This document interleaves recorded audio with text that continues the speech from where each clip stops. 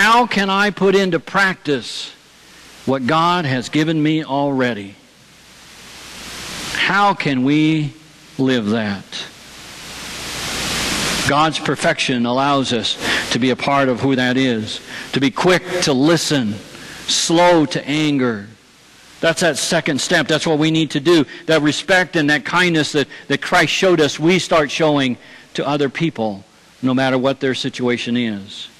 Having all of these clubs in our bag of Christian living, we need all kinds of tools and different kinds of things allow us to do those specialized things, to be able to interact with people, to be able to love people, to be able to serve people. You see, that's what James was trying to get to. He's trying to say, you not only have to read about the Word, you not only have to hear it, you need to do it. That's the only way it comes alive. And then we look a little bit further down into that particular passage, starting with verse 22. He says, don't just listen to God's Word, you must do what it says. I really like the way he says, if you look in a mirror and then you walk away, you forget what you look like. That's true. But if we live it in our hearts and just brand it upon our hearts, then we will know what that living is all about. We will be committed to doing what is right. If you claim to be religious, if you are pure and generous and genuine, it means that you will know how to live what God has called you to live. That means caring for others. That means our ability to speak the right words and hold back when the words are wrong. It means ministering to the widows, the orphans, the less fortunate. It means using our talents to make sure that God's Word gets proclaimed and used. You see, there's so many things that we could do with what God has given to us, whatever it is. This phrase that I heard this week was one that really kind of put it in perspective for me. He says, all of us need encouragement and help from time to time to be strong enough to keep practicing what we know is right. May God give us the grace and strength to help and encourage one another to put into practice what we know. To put into practice what we know. Isn't that what church is all about? Isn't that why you've come here this morning? Not only to hear the Word and to fellowship with each other, but to be encouraged, to be strengthened, and to know now you can leave this place and go out into the world and do what God has called us to do. If we just hear the Word and don't act on it, it just wastes away. It's only when we become doers of the Word can lives be changed. Yeah, one of these days I'm hoping that I can get back out on the golf course and maybe relearn. But because I need to get ready to bring the message to you this morning means that I have to remove some of this garb that I have on. So I'm going to try and explain that as I do this. About 25 years ago, I decided that I needed to had become all of a sudden interested in the sport of golf. And when I got involved in the sport of golf, I knew that there were some things that I had to do to learn how to do that. So I went out there and I spent as much money as I could. I bought a basic golf set and got ready, and I thought, well, I don't even know how to hang on to this golf set, let alone know how to use it for the best way. So I decided to take some lessons. It just so happens that that's a particular time, one of the community colleges was having their distance education here at the high school. And one of the classes was learning how to play golf. So I went to learn how to play golf, the basics of golf. Now, if you can learn good basics, for all of you that are golfers, and I know there's a couple of them out there that are a much better golfer than I am, but if you know the basics of golf, then if you remember those basics, then you can play a good game of golf every time that you're out there. I have come to learn that golf is the most entertaining and expressive game that there is. It is also the most frustrating game that there is. because I can have the most perfect shot the first time I step up to the tee, and I think I've got everything figured out, and I step up the next time, and I'll dribble it about 10 feet in front of the tee box.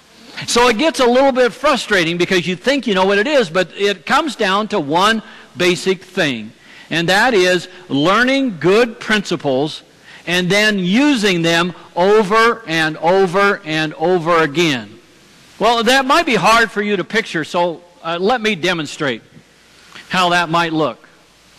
So if you're going to, I learned that if you really want to get serious about the golf game, instead of having just about 5 clubs in your bag, you need a bunch. So I started out with about 6. I now have something I can't carry by myself. Okay? I have to have a cart. And so I went from that basic 5 down to where now I've got 2 different kinds of drivers. I've got a 1 wood, a 3 wood, a 5 wood, a 7 wood, and a 9 wood. I've got every iron that there ever was, starting from a 1 all the way up to a 9, with a chipper. I thought I needed a chipper, so I got one of those. And then besides that, I've got a bright red putter. I don't putt any better, but it sure looks good. Okay, but the basics of golf is that I learned was that you need to get the right form, and once you build the right form, you can actually teach your body to have that form every time.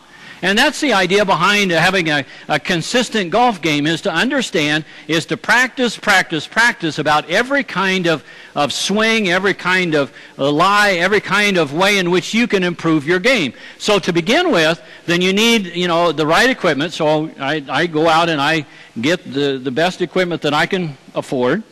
And then I just get a big bag and I just put a whole bunch of stuff in it so everybody thinks it's important, including maybe the most important thing I have in my bag. And that's this little ball retriever thing so I can get my ball back out of the water. Okay, so what I did learn was that if you want to play a good game of golf, then your stance, especially when you're getting ready to drive, is probably the most important thing. So the teacher, when I was learning, the teacher comes up and he says, the first thing that you need to do is address the ball. So I did. I said, "Hello, ball." He says, "That's not what I meant." I said, "Okay, let me go first name. Hello, Titleist." Now, he says, "No, what you need to do is that you need to stand proper." Well, I learned that if you're going to drive the ball, you put your left foot in line with that ball, and then you grip your club like this with the face up like this, extend your arm, interlock your fingers just like this. I'm not going to give you a detailed lesson this morning. I'm just going to show you exactly how this works, okay? So if you're going to do that, you get your stance, you get your feet shoulder width apart, you get your club down there to where it addresses the ball, you grab a hold of the club, and then you just swing as hard as you... Now, I do have kind of a hook, so you guys had better be real careful over here because it's probably going to go this way. And Jerry, pay attention up there because it's no, I'd never hit it that high. Don't worry about it. It'll be down here someplace.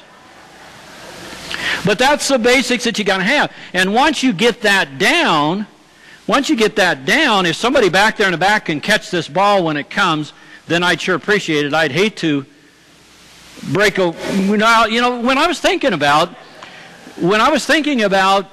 James' letter this morning or this week, I really did think about golf. Because when he was talking about how important it is to practice, how important it is to have the right fundamentals, and how you might be able to use those fundamentals every day, then I thought, that's what we do in golf. That's what we do in any sport that needs that repetition, that needs that coordination, that needs to be able to follow everything that there is to make sure that you have everything in rhythm. That's what golf is. Golf is nothing more than getting your whole body in rhythm with what you want the ball to do so that you can follow through, so you can have a good game, so you can do that. Now, what makes it interesting is that, for me anyway, my swing is never the same 2 times in a row.